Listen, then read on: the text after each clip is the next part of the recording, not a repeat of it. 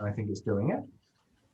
And I want to welcome Marilyn McEntyre to our Dean's Forum. And the overarching theme of the Dean's Forum is use your words. It's a theme that I've been thinking about since the season that we had last year, in which our use of words seemed to degenerate into something complicated and conflictual. And we've had one Dean's Forum so far, and I'm so glad that Marilyn is here for our second. Excited. And I wanted to share a book that Marilyn has recently written. Maybe you didn't know I was going to do this, Marilyn, but I am. I hope that's okay. Which is Speaking Peace in a Climate of Conflict. And I am looking into this book and enjoying it, and encourage others to as well, because it really is in line with our theme.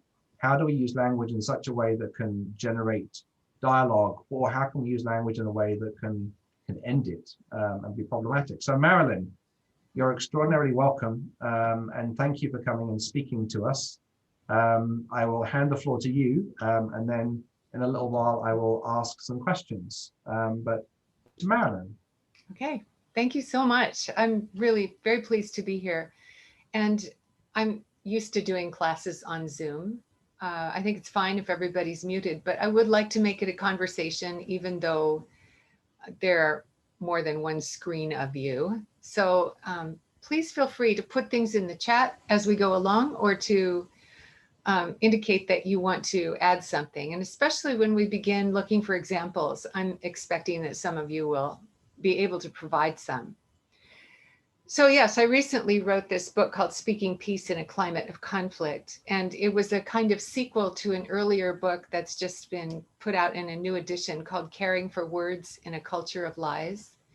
And both of these come out of a concern I imagine many of us share for the state of public discourse, and the fact that so much of language has been really battered and abused and trivialized and co-opted for partisan purposes or commercial purposes. Of course it has. Right.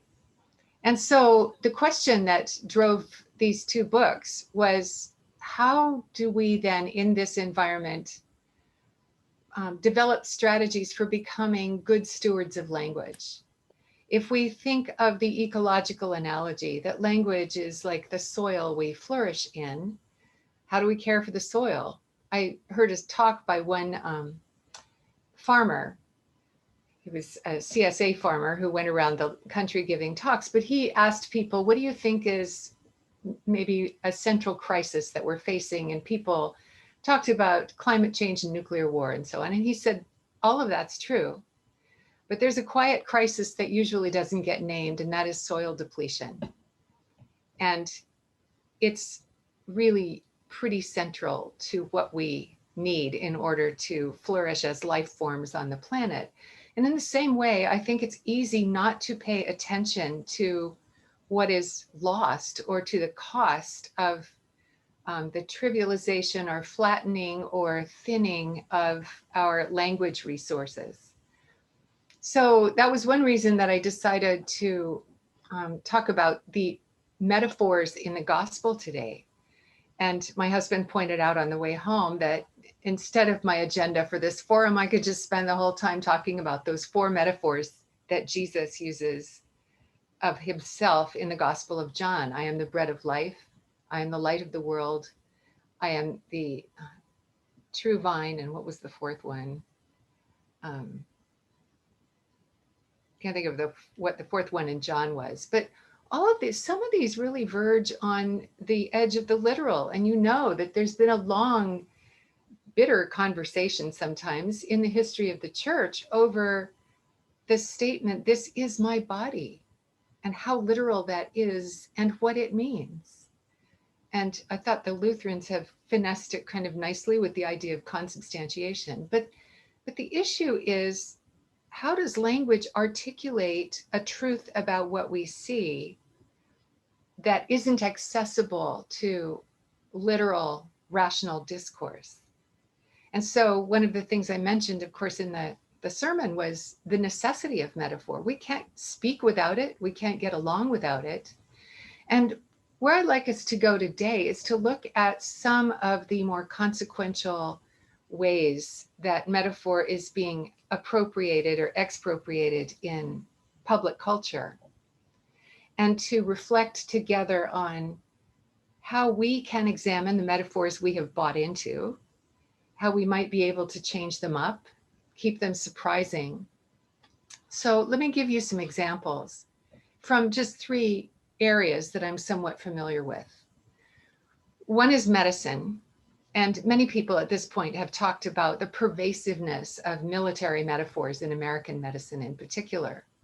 I teach medical humanities, or I have for many years. And so I work with doctors and medical students. And I love reflecting with them on the language they have learned to use about, for instance, treating cancer. It is so embedded now that we talk about that as a battle.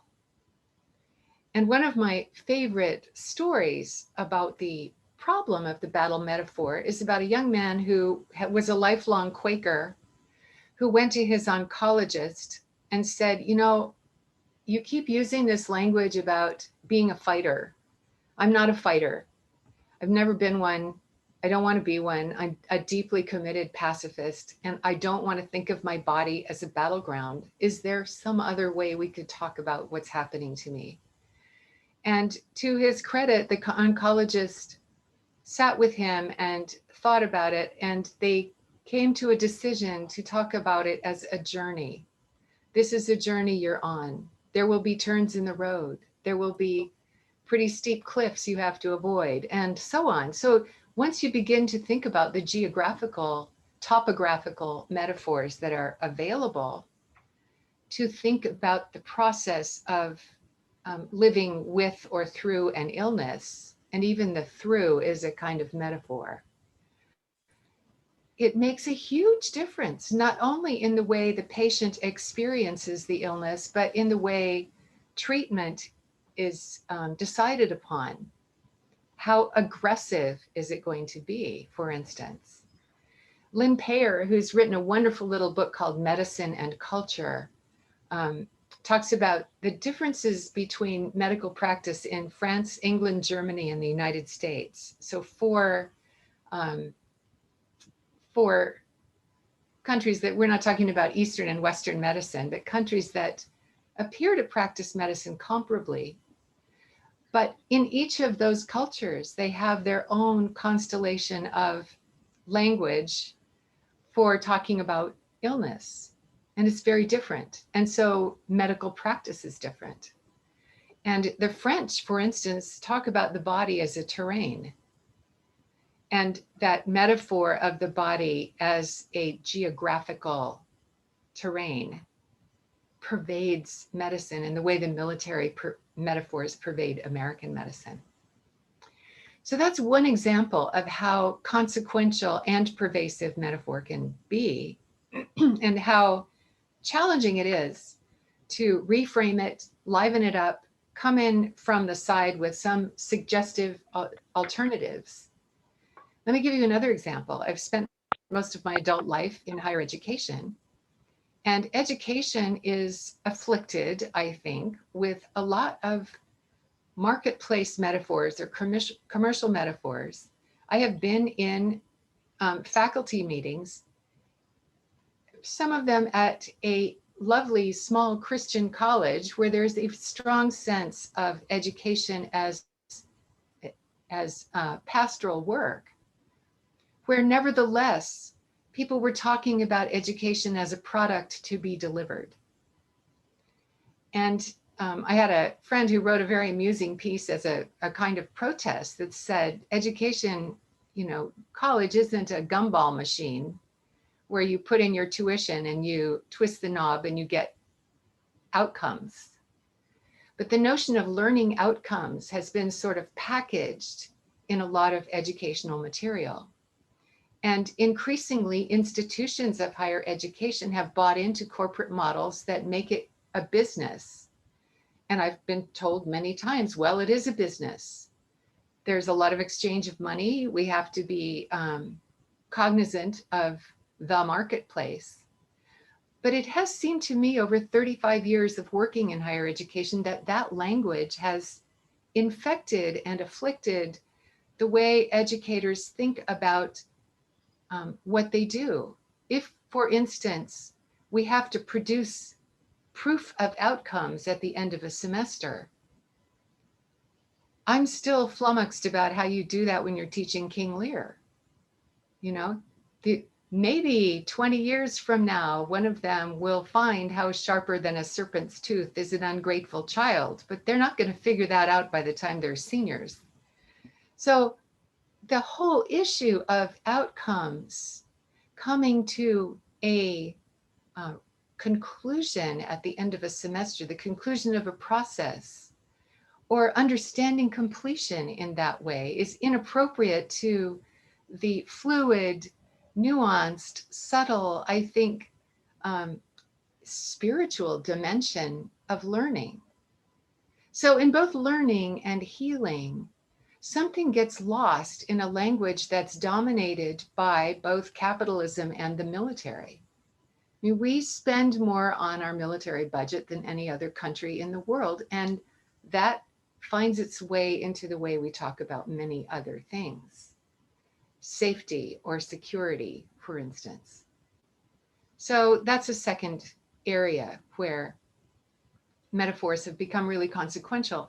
Another is what I think of as the way organic metaphors are expropriated to talk about political decision making.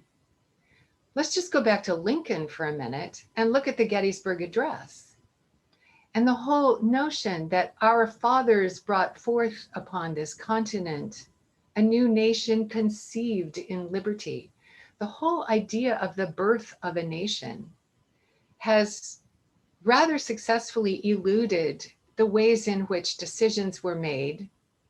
You know, nobody in these documents is saying, in Philadelphia in 1776, a bunch of scrappy men sat together and sweated in a Philadelphia summer to try to hammer out a document that would work as the basis for an agreement, a new agreement with England.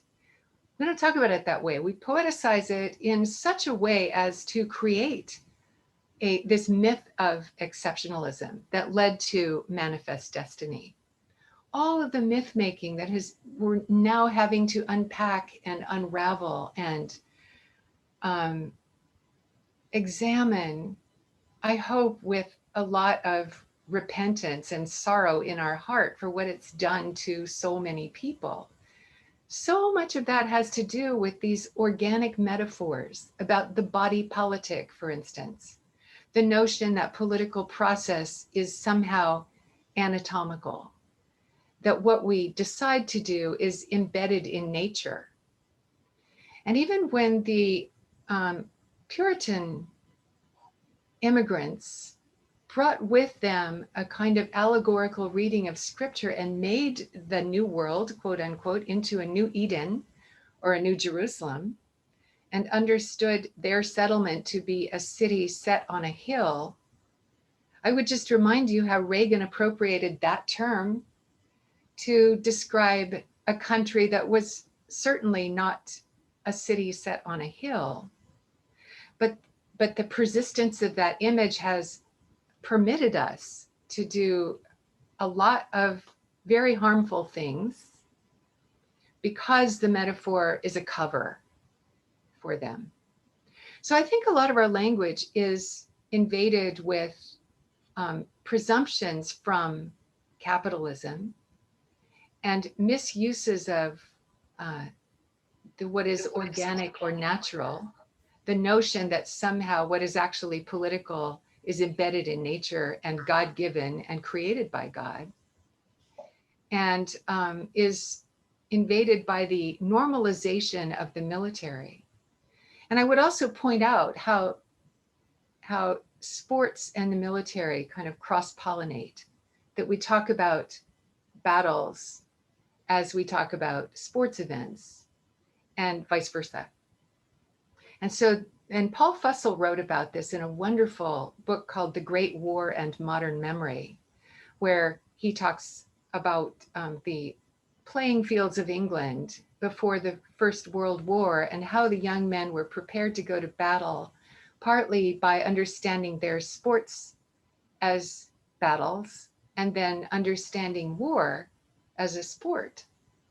And we still have a lot of game language that we bring into war. And so, video gaming is pervaded with military images and metaphors. So I think that one of the things we can do to be wise as serpents and harmless as doves is to just be those people who look at words now and then and not just through them. So we step back and say, well, it's interesting to me how you put that. Do you notice that, for instance, when we talk about the birth of a nation, that it wasn't really born?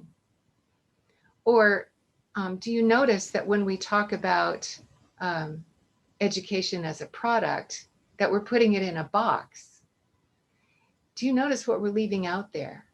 Do you notice when we talk about growth, economic growth, as though it's somehow the same as organic growth, that we are overlooking some of the disastrous consequences of what we're calling growth, because growth has a very positive connotation.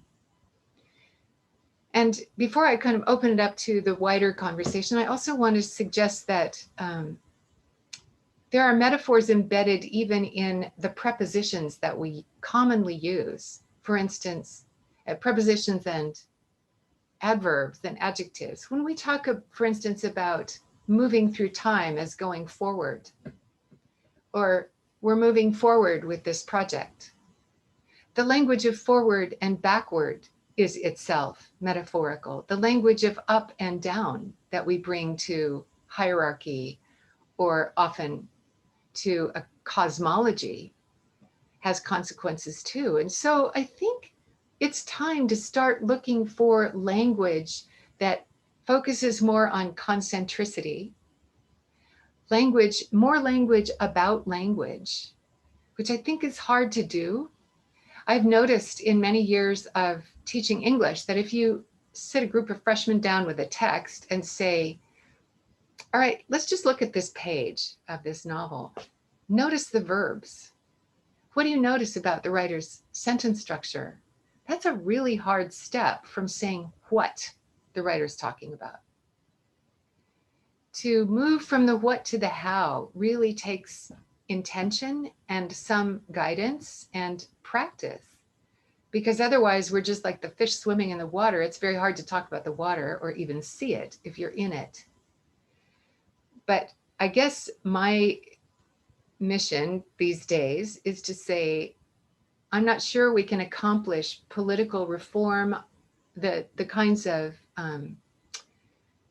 reclamation projects that we're publicly engaged in, without changing the way we talk about who we are and what we're doing, and without examining the most consequential documents, the language of the Constitution, the language of the Bible, which has so been weaponized.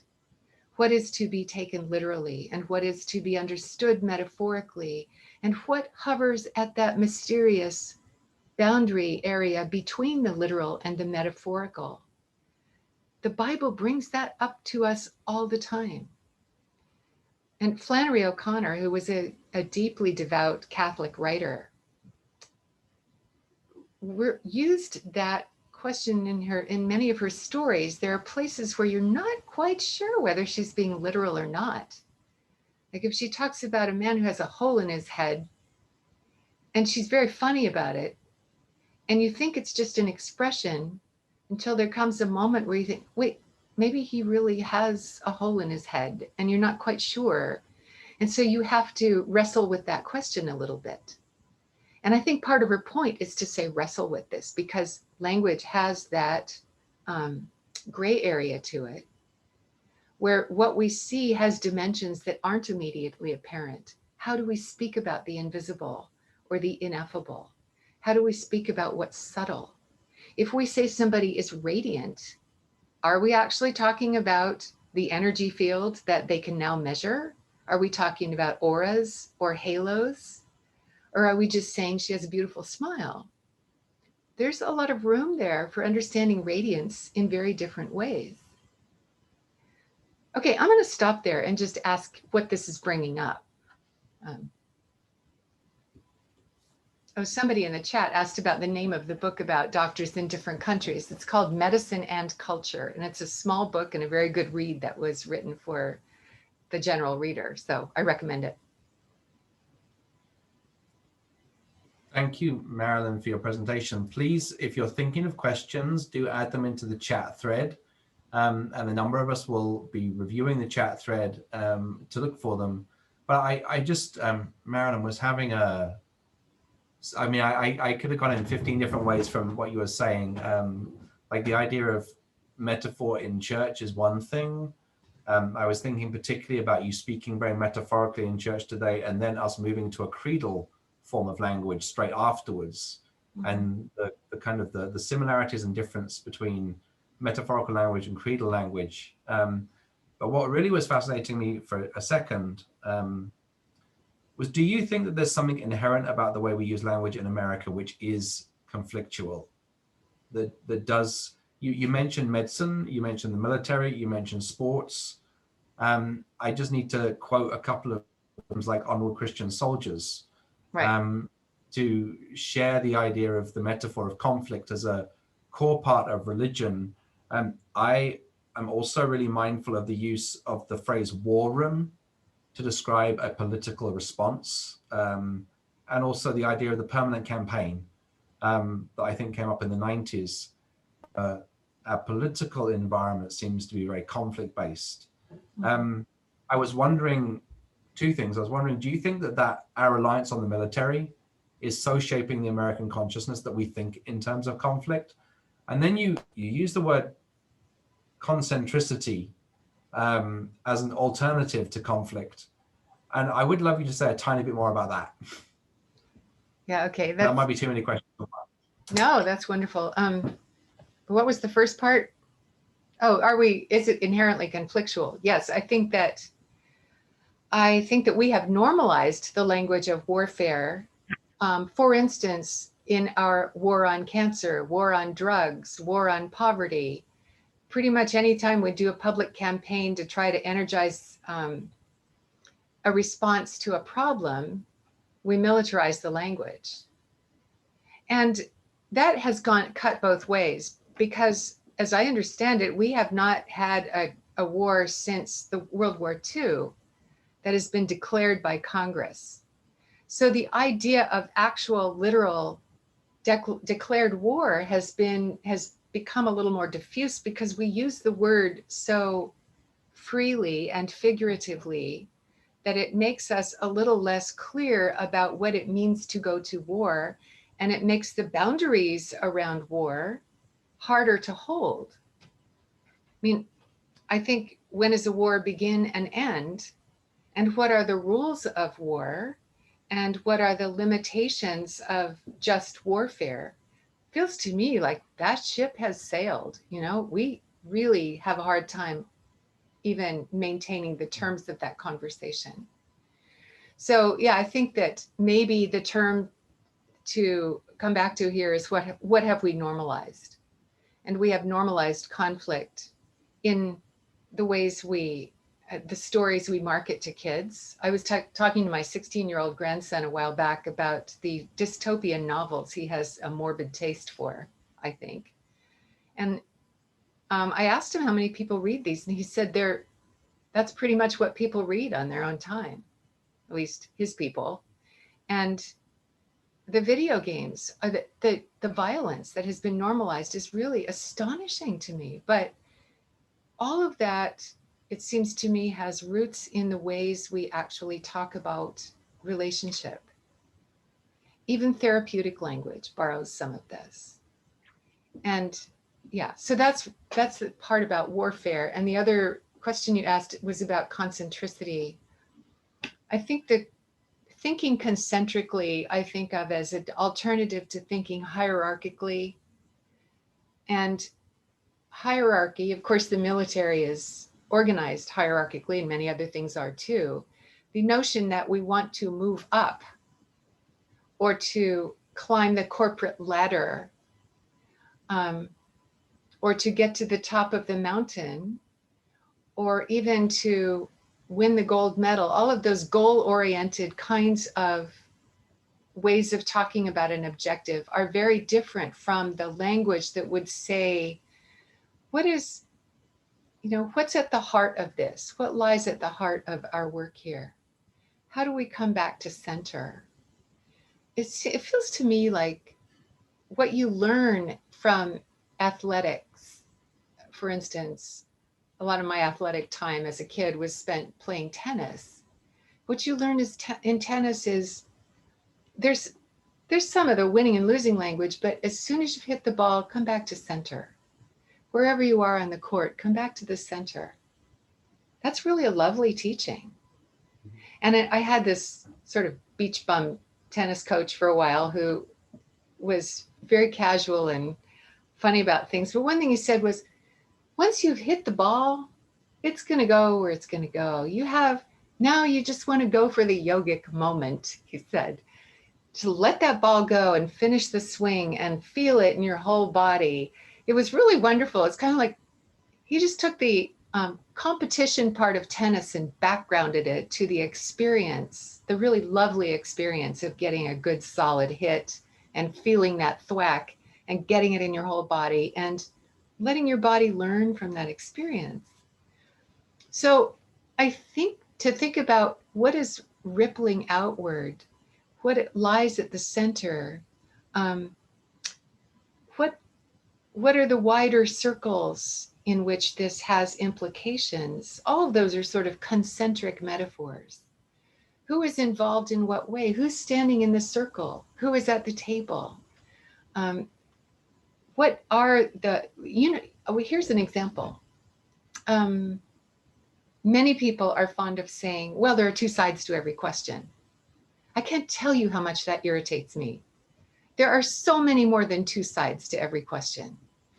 And if you said there are 364, I don't know how many degrees are there, 365 sides to any question. So let's start exploring what it looks like from some of those vantage points. You get a whole different kind of conversation. When they used to do debate tournaments at our college, and I asked the dean one time if we could possibly try to organize something called the Ambiguity Olympics.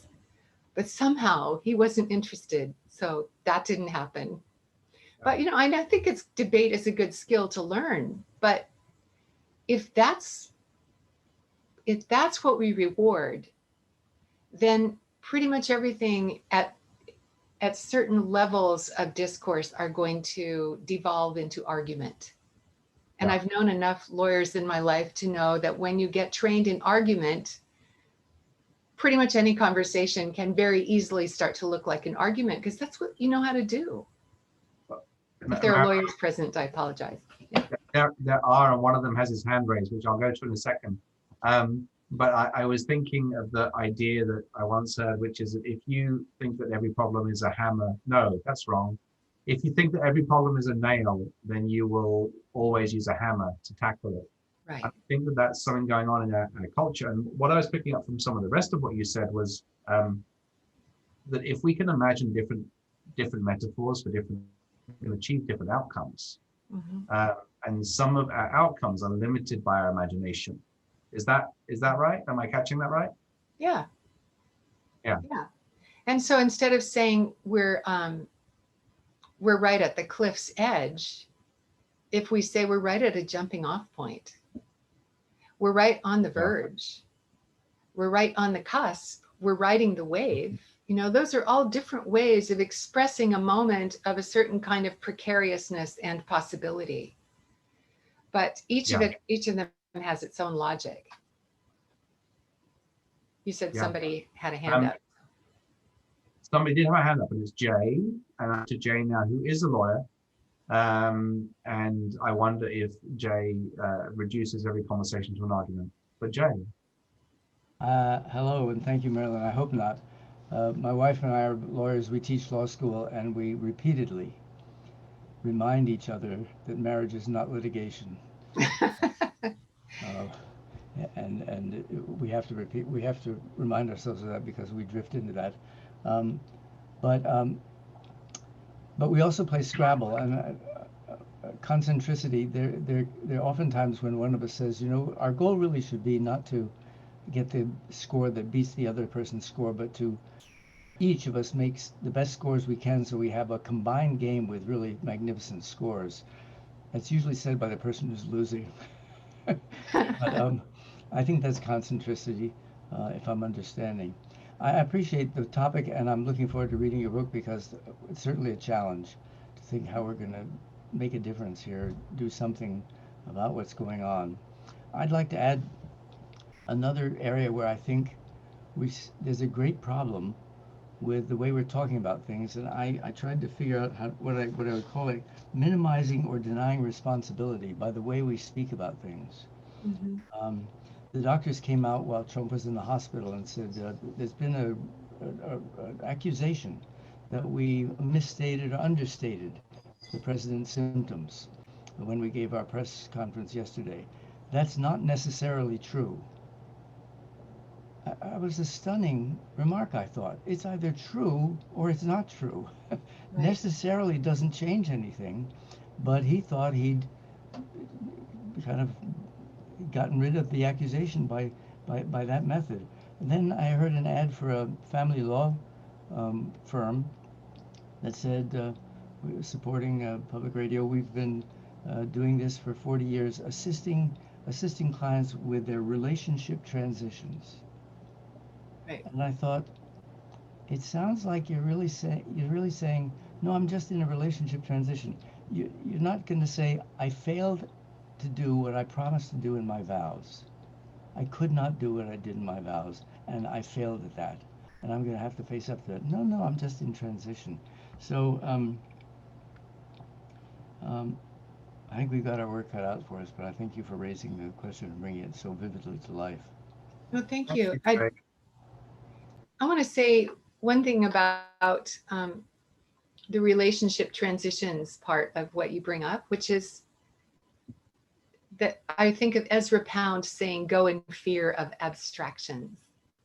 And that's a whole other dimension to this conversation about public language, is not only troubling metaphors, but the degree to which politicians in particular, and I think people who want to evade responsibility, resort to abstractions. And we've normalized those too, so we barely expect anything else. I remember sitting with a group of students and listening to, and this was quite some time ago, it was not either, it might have been Obama, who is not a bad speaker, but I just had the students listen to one of his State of the Union addresses, and how many abstractions there were in there. Words that end with T-I-O-N or N-E-S-S or M-E-N-T. Anytime you come to one of those, there's something going on behind that word that isn't getting named.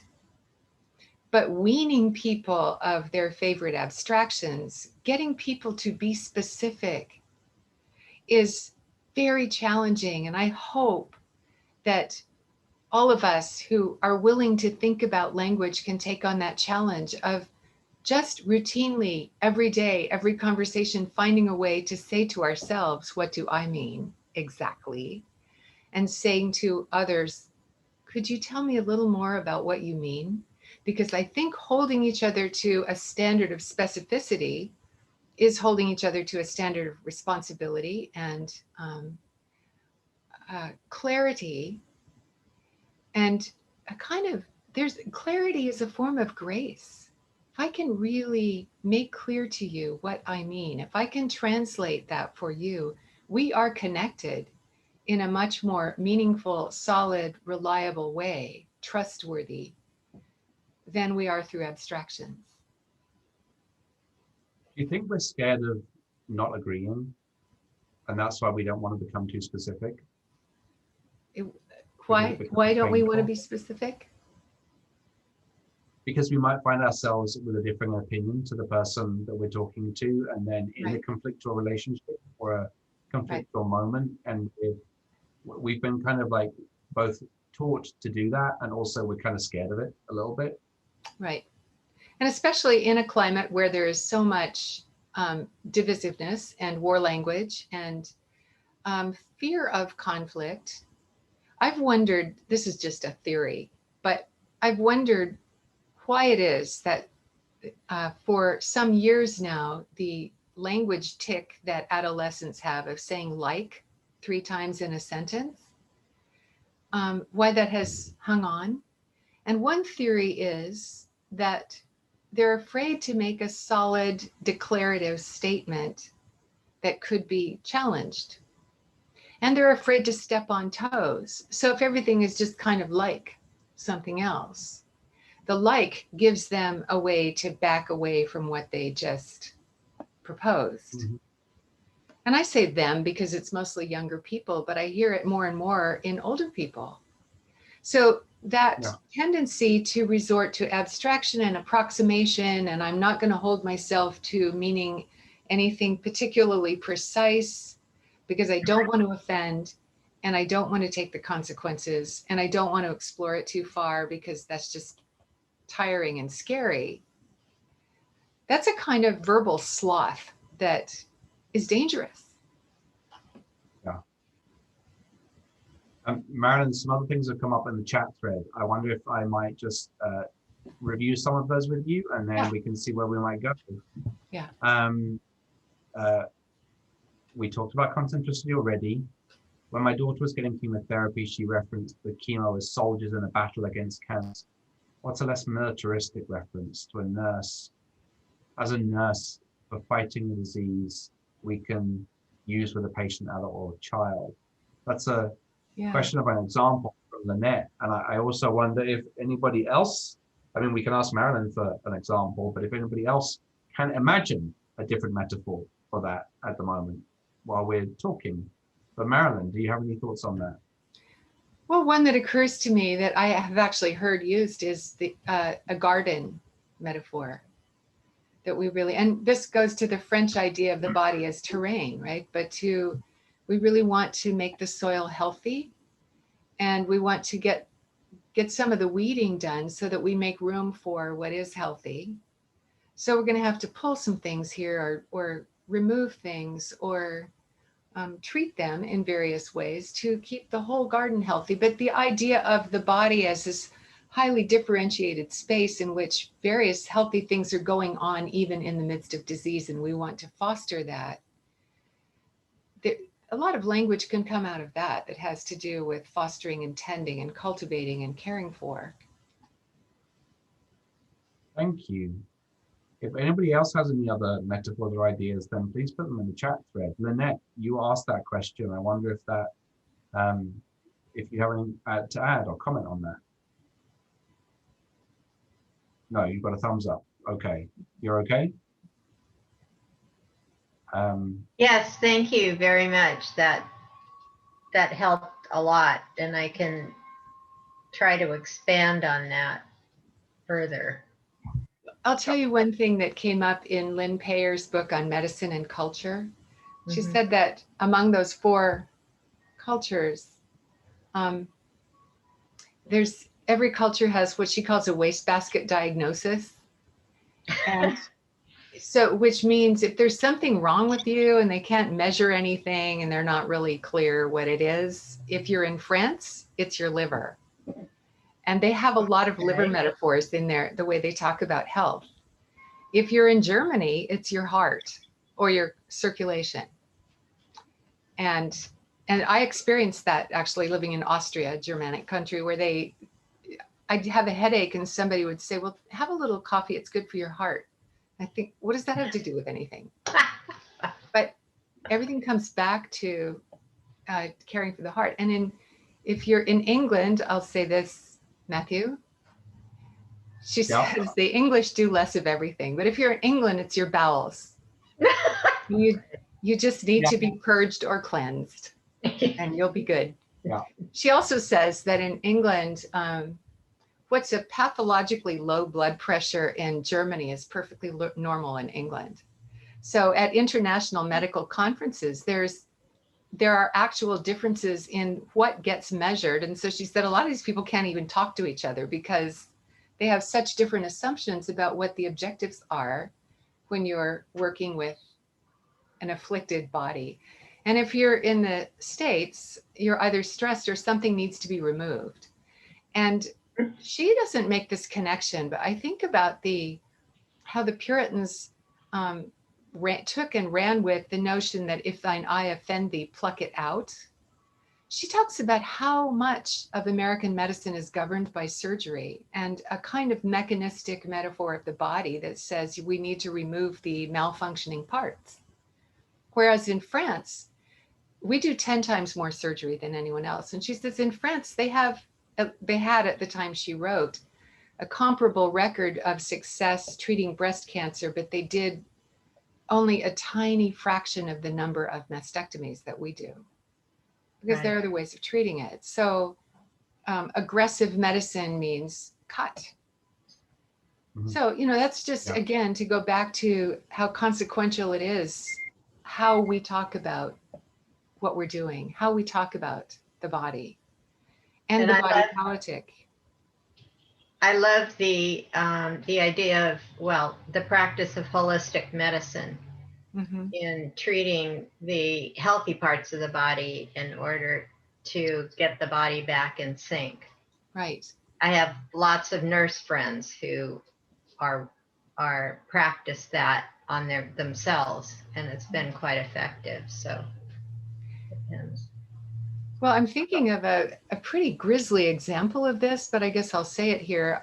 I took the time to read a rather copious book called The Nazi Doctors, I guess out of morbid fascination one time, by Robert Lifton, who actually got to interview 17 doctors who had practiced in the concentration camps and had committed many of these atrocities under the rubric of medical experimentation. And one of the things that clearly enabled them to do that was the metaphor of the body politic and that they had to rid the body politic of infection. So the notion of vermin evolved into the notion of a kind of bacterial or viral infection in the body politic, and they were cleansing it. So that's just a pretty scary example of how far this can go, that metaphors can really determine policy in ways that are hair-raising. Thank you. This might link to there, but Terry asked a question about racism as it relates to normalizing how we speak about it. Right. And I was thinking, I have a friend who's a medical researcher. He was on a conference recently, and scientists at that conference were talking about whether people listen to science or not anymore. And they were kind of talking about it as a kind of a benign authority in culture. And my friend's a person of color, and he said, hang on, sometimes people don't trust scientists because we did terrible things in the past. And he mentioned the Tuskegee experiment. Are you familiar with that? Yes. Are you all familiar with that? Yeah. There were, for those that might not be, there was I can't remember, it was in the Korean War. There was a group of African-American airmen who were not treated for syphilis, and to observe how they would suffer from that disease. And it was a conscious decision to make that treatment option, to give people placebos rather than the actual treatment they needed, so that the scientists could learn about that. And it goes to the heart of medicine and race. So I'm sorry if I'm not meaning to go off on that particular subject, but I was wondering what you think about race and metaphor and how we discuss it and how that shapes our outcomes. Right. Well, biologists will tell you that race isn't even really a thing. That the term race itself is a very questionable term. And it certainly doesn't have sufficient grounding biologically. But I think about, not necessarily about metaphor, but about the way we have been learning over the last decades to be more careful about the language we bring to terms like do we say Negro, Afro-American, African-American, Black? What do Black people say amongst themselves? How do white people speak about this? And it doesn't have to do quite so much with metaphor as it does with the ways in which language becomes loaded. So as it accrues associations, it becomes contaminated by association. And so sometimes we have to change up these terms because of who has used them, or the context in which they have been used. And I even think about these, I mean, I think Black Lives Matter is a wonderful, simple, clear slogan. How much more basic can it get? But then when people who are contesting that movement for leveling the playing field, to use a metaphor, for people who are antipathetic to that movement, Black Lives Matter has become a kind of single word that they wave as a flag of antagonism. And so the slogan itself becomes so fraught with conflict that it doesn't simply say what it says anymore. So that's why we have to keep looking for new memes or new slogans or new ways of articulating as clearly and basically as possible what it is we're about. Because language is fluid and language does get contaminated over time. And it seems to me that when you begin to speak into public, you're speaking into a pretty muddy swamp of language where you can't simply assume that you can use a word like conservative or liberal or progressive or Black or white or Republican or Democrat without a lot of resonance around those terms. And even a word like healthcare, as soon as you drop it into a conversation, a certain energy field begins to vibrate around that word. So many apparently neutral words are not neutral. And that's why I think in any given conversation, and certainly in the one about race, it's important periodically in a conversation to step back and say, let's think about how we're putting that. Or I'm interested in how you said that. Or when you use that word, what comes up for you? And just talk about the words themselves. I think that's not a fix, but it's certainly a way in which we can keep each other accountable. Thank you. And I'm going to ask you if you want to pick anything up from the chat thread, or if you wanted to ask anything, Anna Hallisey. This may Oh, be, and let me just say, we started about 10 minutes late, so I hope you don't mind. And if you've got time, Marilyn, I might carry this on for another just 10 more minutes. Well, Is that's that fine okay? if people want to, Is that sure. okay, everybody? Great. And Hallisey. so Marilyn, this may be a bit of sideways, but I wonder, particularly since you came out of a literature department in a college and setting, what would you say to us about critical race theory and its effect on the conversation around race in the country today? And I might add, in very particular, in the Episcopal Church, since we've just had a racial audit come out. Mm-hmm. I think it's important that it be done in the way that I think it's important that there be theologians who are doing the deep work of exploring ancient texts and ancient languages that many of us will never get to. But I think that theory, like literary theory of any kind, mathematical theorists, those are the people who are doing the deep work that is going to, this is the opposite of trickle down, but I think of the archaeology metaphor. They're doing the deep dig. And they're saying, what are the roots of how we think about the problem, or even to call it the problem of race, the idea of it as a problem has a history. So what are the roots of the conversation and how has it developed, and how do we reshape the conversation? I don't think that means that all of us have the bandwidth to actually engage deeply with critical race theory. And here's where I think people who do have access to the reading time and conversations like the ones you can have at Trinity have some responsibility to be translators, popularizers. Thank God for people who can popularize the principles of physics, for instance, for the rest of us, or who can help the rest of us understand enough anatomy or climate science to vote intelligently, or enough about the way food is produced or how pesticides work, or enough chemistry to really understand how we inhabit the food system. We just can't get there if we don't have people who can read the most intricately articulated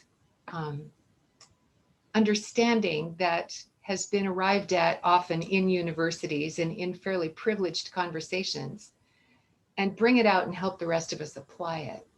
So I don't know if that goes to your question, Anne, but it really does bring up the matter of how to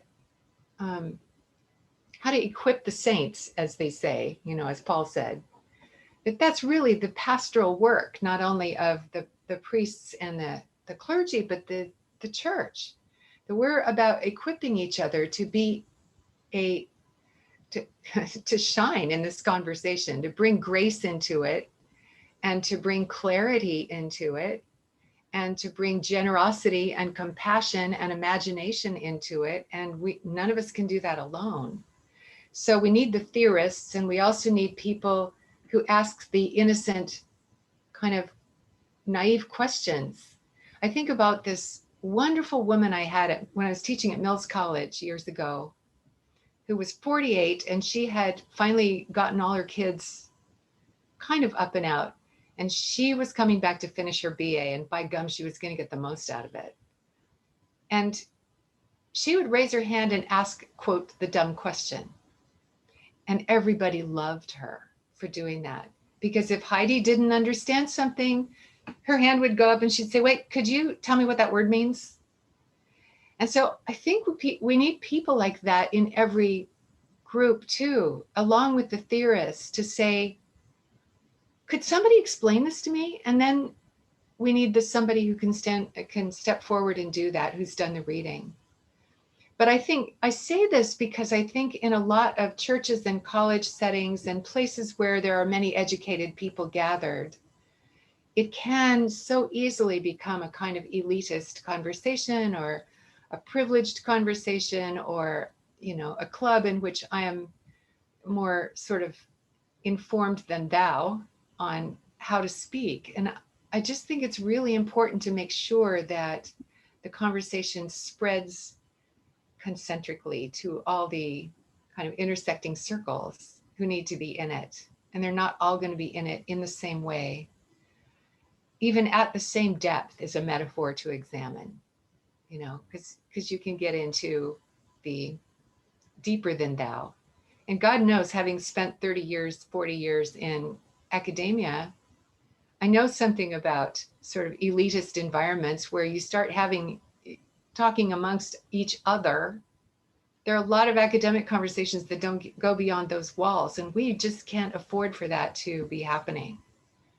So how do you popularize the insights that you have arrived at arduously through your reading and learning and diversity training and listening? How do you bring those back home to people who didn't go? That's a big assignment. Yeah. I'm just going to appreciate your use of conversation about that.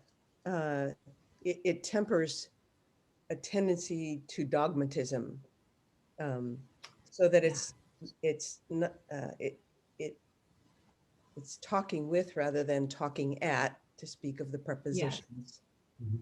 Yeah. Thank you. And I think, you know, my husband's a pastor. He's a retired Presbyterian pastor. So now we go to an Episcopal church at my behest. But he's done a lot of pastoral care work. And one of my very favorite questions that I hear him ask people over and over again is, what's that like for you? Mhm. And it's the for you part of it is, could you start on the basis of your own experience and tell me about that? And then I will know something I couldn't know without you. And that, I think that kind of just simply sharing stories or sharing questions like, what do you mean? And what's that like for you? And could you help me understand? Those are ways of staying in that kind of concentric circle of community, the embrace of the body of Christ, which is not the body politic. That's a really interesting conversation of its own about how the metaphor has played out in those two pretty ancient understandings. I think I want to say one more last thing about metaphor that really interests me, because this is a church setting, which is that so much of the apparently metaphorical language in the Bible it hovers right at the edge of something that may not be simply metaphorical. When I think about God is light, I am the light of the world. And I think about what I know about the properties of light and love as an energy. And I start thinking about my, drawing upon my very limited understanding of quantum physics. I start to think maybe it's not a metaphor altogether, and it's like, this is my body, or I am the bread of life. I am the vine. There's some place at which, especially in these I am statements, I think we are meant to kind of play with, in what ways is that true? How truly is it true? And the play, it seems to me, is what we're invited into. We really are meant to play in the fields of the Lord. And there's a kind of playfulness that seems to me to be a mark of the Spirit, which is why, originally I wanted to call this wordplay. But I think that part of stepping back and looking at language also enables you to play with it. And gosh, if you don't mean what I mean, what do you mean? And are there other ways to mean what we mean? That kind of stuff really can get into a little dance that can be, it's my idea of a good time. I don't know about you, but I think if we can afford to be playful with language. Years ago, when Ian Torrance first came to be president of Princeton Seminary from Scotland, John was at seminary at that point, and Torrance, being a Scot who had never lived in the States, had his own perspective on the church in the United States. And John asked him, well, what do you think is the main problem facing the church in this country? And he had a one-word answer. It was literalism. And I thought that was a pretty good answer. If you think about what's happened from the ways people read the Bible, I used the word weaponized a while back, but literalism is so dangerous. Not that there isn't some of it that needs to be taken literally, but the fact that God didn't write a computer manual for us, but 66 books in different genres and different languages for different people in different cultural circumstances, and left big gaps in the stories, it seems to me that the invitation is, come in here, play with this, wrestle with this, make it your place of habitation, make this your story, see what keeps coming out of it. But we're not only permitted to play, it seems to me that's what we have to do. So that's why I think the scholars among us, the Aramaic scholars, not to mention the people who read Greek and Hebrew, they really have something still to bring into the church. If you're not familiar with Neil Douglas Clott's writing, he wrote Prayers of the Cosmos and the Hidden Gospel. He's an Aramaic scholar who does not identify as Christian, but he talks about some of the ways in which the Aramaic language itself opens up fields of ambiguity and normalizes a kind of richness of ambiguity and the poetic dimension of language in a way that is very unfamiliar to many English speakers, for sure. So I think I'm going off on a tangent, so I'll stop. That's okay, Marilyn. I think that there are as many tangents as there are subjects that we've been talking about. We could go down any line. We're not going to get to answer these, but I did just want to check in on some comments from the chat so that we have seen it. There's a question about whether metaphors are gendered, male and female, which is a whole fascinating topic in itself. A question about visual metaphors, particularly the black noose and the white cross at the January 6th assault on the Capitol. Comment about cancel culture. Comment back again on the idea of the body as a garden, that image for health and well-being.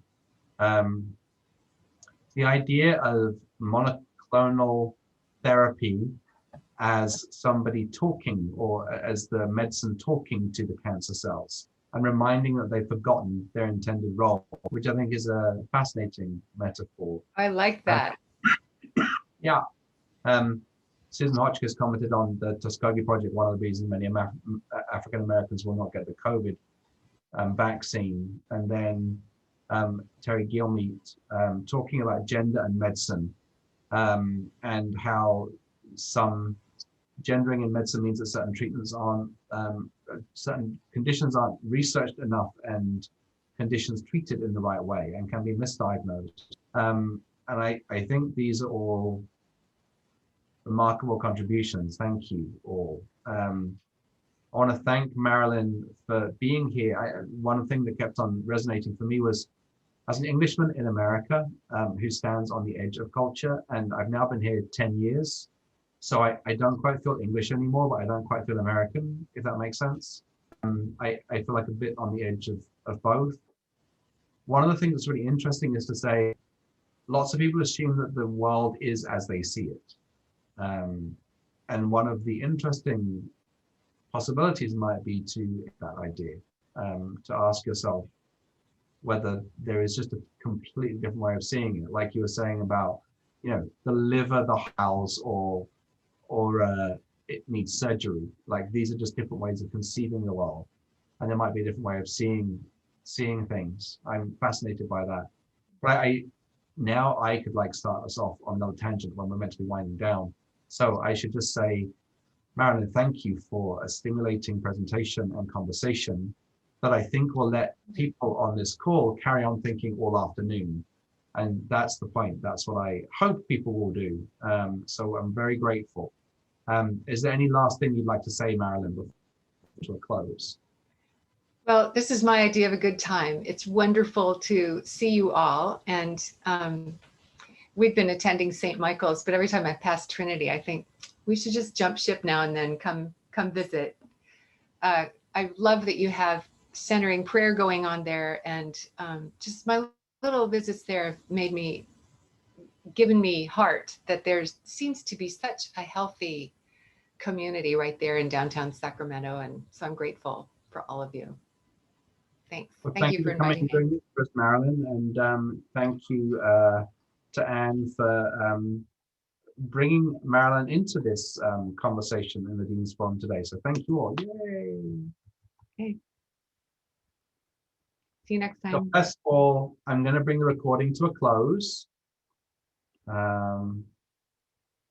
Stop crowd recording.